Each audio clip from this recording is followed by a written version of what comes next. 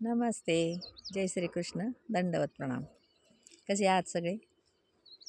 मजेत असाल असं गृहीत धरून आपण आजच्या व्हिडिओला सुरुवात करूया. आज खूप दिवसानंतर भेट होती आहे, कारण आपण खरं म्हणजे भगवद्गीता शिकण्यासाठी चॅनल सुरू केलं आणि भगवद्गीता शिकता शिकताच इतरही काही मैत्रिणींच्या, माझ्या बहिणींच्या कमेंट यायला लागल्या की हे स्तोत्र शिकूया का, ते स्तोत्र शिकूया. मग असं करत करत पांडुरंग अष्टक शिकलो, अन्नपूर्णा स्तोत्र शिकलो, नंदकुमार अष्टक शिकलो आणि आता आपल्या चॅनलवर गोविंद अष्टक पण चालू आहे, ते पण संपत आलं. आता पुढे आपला अधिकाचा महिना येतो आहे आणि अधिकाच्या महिन्यामध्ये आपण एक नवीन अष्टक सुरू करणार आहे, जे की भगवान श्रीकृष्णावरच आधारित आहे. ते पण आपण सुरू करणार आहोत. तर हे सगळं करत करत असताना आहे ना, थोडीशी गीता मला असं वाटतं कुठंतरी मागं पडायला लागली. त्याच्यामुळं आपला 5वा अध्याय बऱ्याच दिवसाचा सुरू झाला आहे, पण मध्ये मध्ये हे स्तोत्र घेतल्यामुळं 5व्या अध्यायाचे श्लोक राहून जायला लागले. म्हणून आपण आज काय करणार आहोत की 5व्या अध्यायातला 9 आणि 10, 9वा श्लोक आपला चालू आहे, 8पर्यंत झालेले आहे आणि 9वा आणि 10वा हे 2 श्लोक आपण घेणार आहोत. तर कुठेही वेळ न घालवता आपण लवकरात लवकर आपण हे 2 श्लोक घेऊया आणि व्हिडिओ जास्त मोठा होणार नाही याची पण आपण काळजी घेणार आहोत. तर 5व्या अध्यायातला 9वा श्लोक आहे.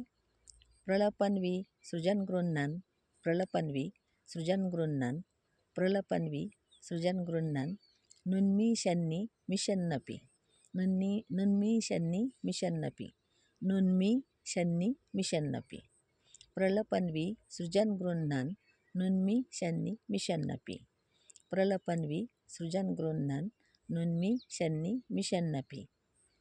खालची ओळ. इंद्रियाणींद्रियार्थेषु, इंद्रियाणींद्रियार्थेषु वर्तन्त इति धारयन्, इंद्रियाणींद्रियार्थेषु वर्तन्त इति धारयन्, इंद्रियाणींद्रियार्थेषु वर्तन्त इति धारयन्. पुढचा श्लोक घेऊया आपण. ब्रह्मण्याधाय कर्माणि, ब्रह्मण्याधाय कर्माणि संगम त्यक्त्वा करोति यः, ब्रह्मण्याधाय कर्माणि संगम त्यक्त्वा करोति यः, ब्रह्मण्याधाय कर्माणि संगम त्यक्त्वा करोति यः.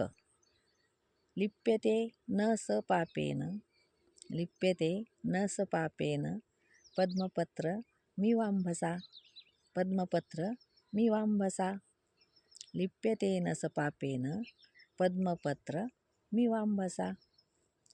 पुन्हा एकदा दोन्ही श्लोक म्हणते आणि पुन्हा एकदा त्याचा थोडासा आपण अर्थ पण बघूया.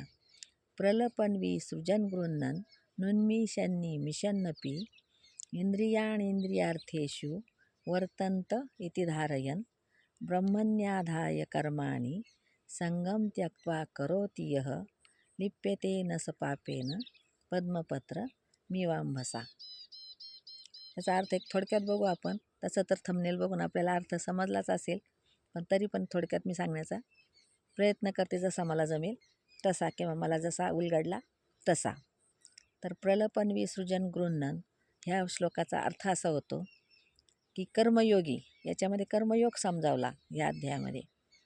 कर्मयोगी मनुष्य काय करतो, कर्मयोगी कसा असतो, कर्मयोगी कसा वागतो, हे सगळं भगवंत श्रीकृष्ण अर्जुनाला सांगत आहेत. आणि तेच सांगताना ते सांगतात की प्रलपन्वी सृजन गृह्णन म्हणजे प्रलपन म्हणजे बोलताना, सोडताना, काही धरताना, झोपताना, उठताना, बसताना, खाताना, हे सगळे जे कर्म आहेत, जे कर्म शरीरातून होतात, जे कर्म त्याच्याकडून होतात, ते कर्म तो काय म्हणतो, तो कर्मयोगी काय म्हणतो, इंद्रियाचे जे पण कर्म आहे ते होत राहतात, ते मी करत नाही, त्याचा करता मी नाही, असं भगवान श्रीकृष्ण अर्जुनाला सांगतात. म्हणजे कर्मयोग्याचं लक्षण त्याला समजावून सांगताना सांगतात की तो जो कर्मयोगी असतो ना, तर तो सगळी कर्म जे करतो तो पण आपल्यासारखं सगळं करतो. कर्मयोगी जो असतो तो काही वेगळा नसतो, तो पण आपल्यासारखं तो सगळं करतो. आपण झोपतो तो पण झोपतो, आपण उठतो तो पण उठतो, आपण चहा पितो तो पण चहा पितो, आपण जेवण करतो तो पण जेवण करतो, हे सगळं तो पण करतो. पण तो काय म्हणतो, मी करता नाही. इंद्रिय करून घेतात त्यांचं काम, मी करता नाही. म्हणजेच याच्यात काय सांगितलं आहे की अहंकार सोडा. आपण जे म्हणतो ना मी करतो मी करतो, तर अहंकार सोडायचा आहे आणि अहंकार सोडून सगळं आपलं कर्म भगवंताच्या चरणाशी व्हायचं आहे. म्हणजे मी कोणीच नाही करणारा, तो सगळं करून घेतो, हे आपण म्हणू शकतो कमीत कमी. म्हणजे कर्मयोगी असा म्हणतो, म्हणजे तिथं आपला अहंकार तिथं ठेवायचा असतो. मी म्हणायचं नसतं. मी म्हणणे म्हणजे अहंकार, हे थोडक्यात श्रीकृष्ण भगवान सांगतायत अर्जुनाला. पुढच्या श्लोकाचा अर्थ आहे ब्रह्मण्याधाय कर्माणी संगम त्यक्त्वा करोति यः लिप्यतेन स पापेन पद्मपत्र मिवांभसा. म्हणजे तो पण संसारात राहतो, कर्मयोगी पण संसारात राहतो, तो पण सगळी कर्म आपल्यासारखी करतो, पण तरी पण तो काय म्हणतो, स्वतःला करता समजत नाही. तो काय म्हणतो, ते भगवंत काय करतो ते भगवंत, आणि आपण काय म्हणतो, मी केलं मी केलं मी केलं. तर हा अहंकार पहिल्या श्लोकात अहंकार टाकायचा आहे. आणि दुसऱ्या श्लोकात कसं सांगितलं आहे की हे सगळं कर्म करत असताना तो सगळं कर्म काय करतो, ब्रह्माच्या म्हणजे भगवंताच्या पायावर ठेवतो. कसं, लिप्यतेन स पापेन पद्मपत्रमी वामसा. लिप्यतेन स पापेन म्हणजे भगवंताच्या पायावर जर कर्म ठेवलं आपलं, तर आपल्याला कुठलंही पाप लागत नाही. कोणताही कर्म आपण जर करत असेल तर आपल्याला पाप लागत नाही. म्हणजे असा त्याचा अर्थ नाही की आपण काही पण पाप करायचं, तसा अर्थ नाही. इथं शब्दाशब्दी अर्थ घेऊ नका प्लीज.